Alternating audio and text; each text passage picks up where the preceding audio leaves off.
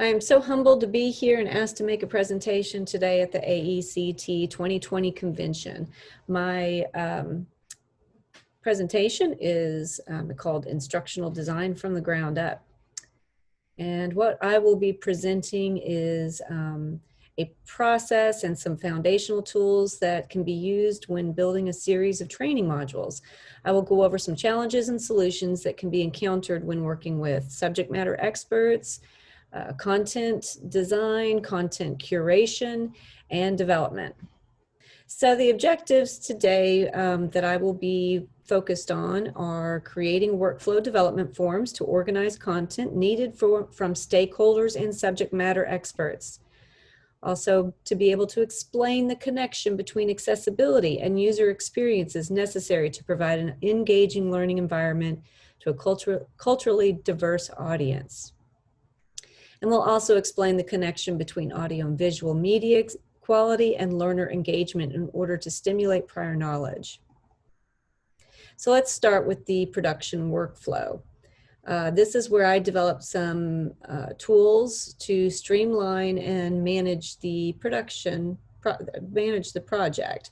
I review some ID theories and principles as well as tools I use in the project management for course development. I always keep the principles of instructional design in the forefront of my mind when developing. Some things such as clearly defined objectives, stimulate prior knowledge, provide adequate feedback are just a few of the many. Keeping these principles consistent supports best practices, techniques. The learning must use sound instructional design principles.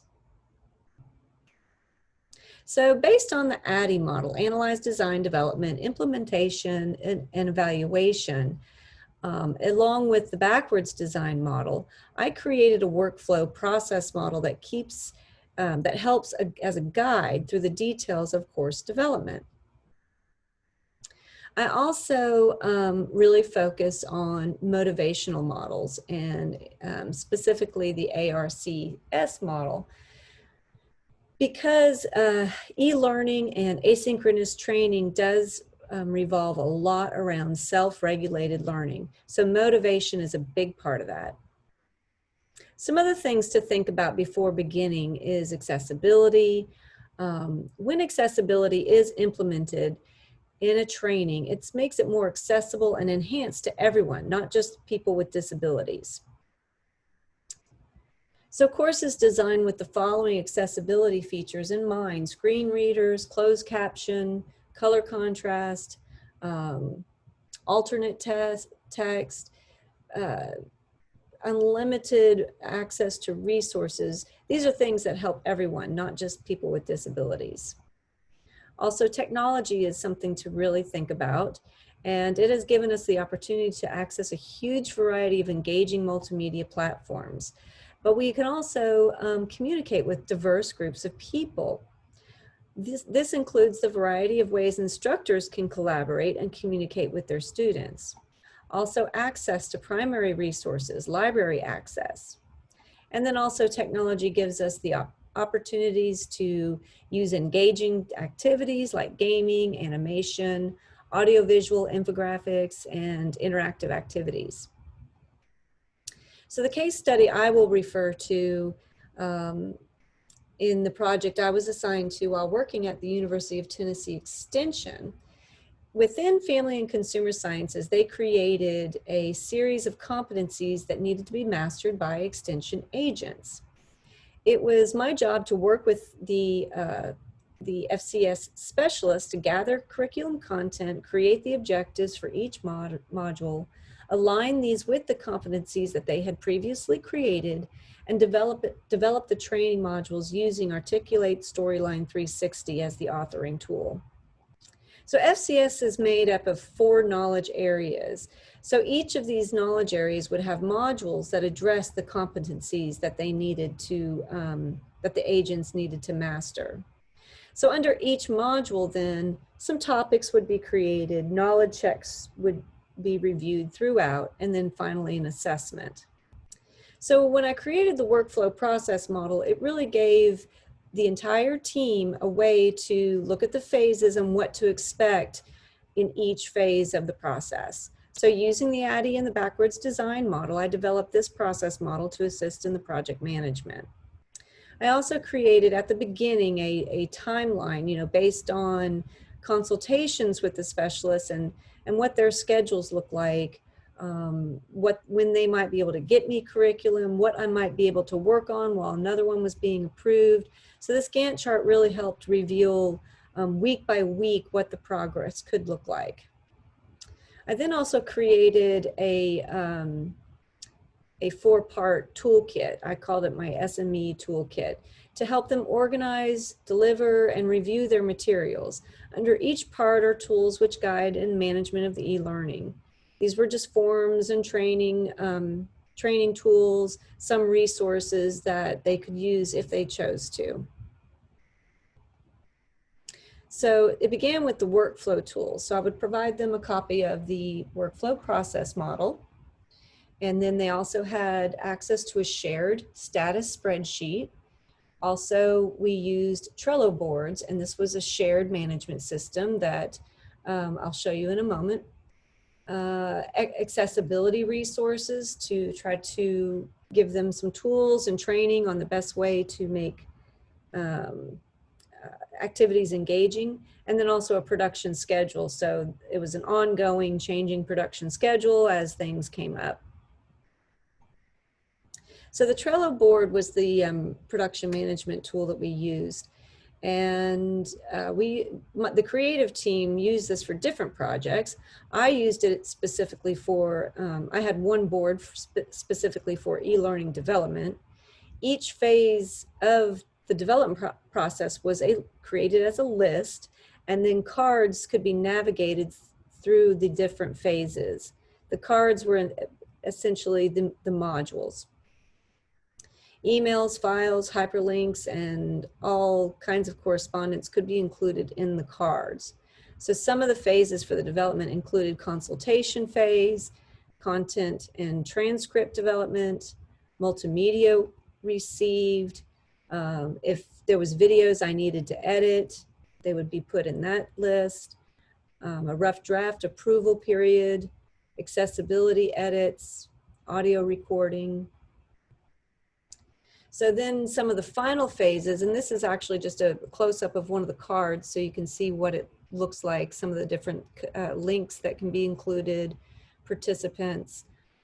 So some of the final phases in the board would be testing, peer review, a final draft approval, a final accessibility test, and then a launch to the LMS in a pilot mode, and then on to the final live training that the agents could then access.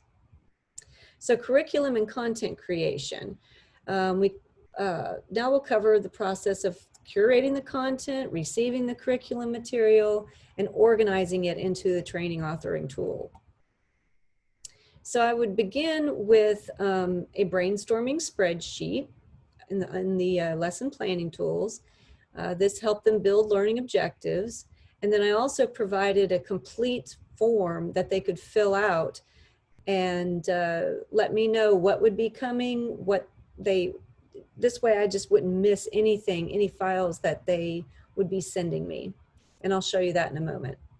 I also provided suggestions for how they can deliver the materials, whether it be PowerPoint, Word. They could hyperlink to different resources or other curriculum that they had previously created. I suggested creating infographics and definitely using visual materials. The stock media is, there was a lot of stock media that I would curate and include in the trainings. However, they definitely would review and approve any stock images or videos that I would create. This is just a close-up of the brainstorming sheet. So within the initial consultation, we would use this to write down some of the objectives, immediately write down an assessment question that could correlate with that, and then align that with the competency. So this is the course development plan, and it was a very detailed form that provided the SME a way to fill out the objectives for each module, assessment questions immediately after that, and then moving on to the curriculum and content that they would want to include. And then if they had hyperlinks to resources, there's also a page where they could fill in any citations that they wanted to keep up or reference any materials they wanted to keep up with.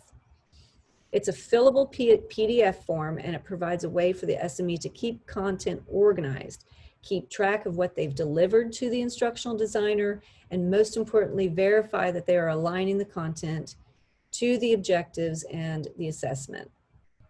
So a style guide is common in developing any marketing or communications projects.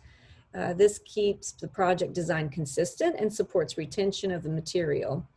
So I did the same thing with the e-learning, the fonts, sizes, brandings, color, button uses. By no means did this hold each course to look exactly the same, but there were many elements that would carry over consistently throughout all the courses.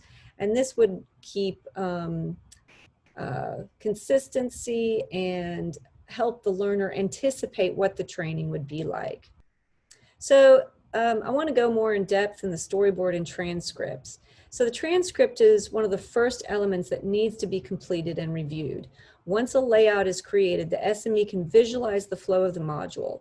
The audio and changes to the narration will determine exactly what is going on in each slide, or each scene and each slide throughout the training. For time efficiency and streamlined workflow, as many corrections and changes on the front end of audio narration need to be made before recordings are started.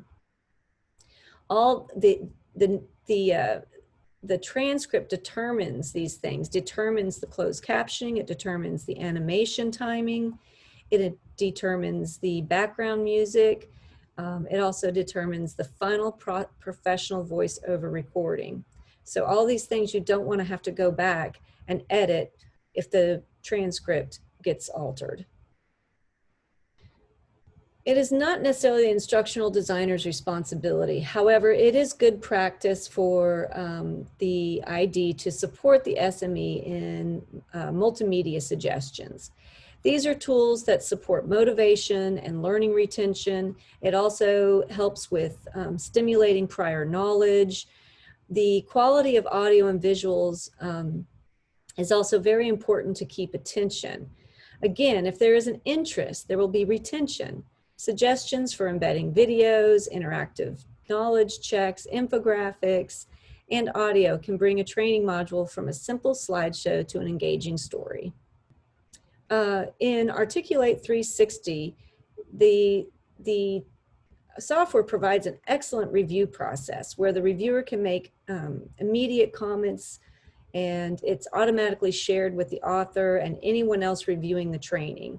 So it's a very interactive, shared document that any of the team members can go in and comment on the review process. There's also a checklist that I've provided in the toolkit as a type of rubric to follow. This helps with all team members. Some other review tools that you might want to consider are maybe combining some different rubrics. There's Quality Matters review standards. Blackboard course has a program rubric. We've also used the Oscar course quality review, but even any combination of these can work as well. And then I've also provided just a checklist for each SME. If they wanted to give this to a peer for them to review their course, that's also an easy option. So I to just evaluate simplicity. Kirkpatrick's evaluation approach is an excellent, simple way to look at things. Did they like it? Did they learn it?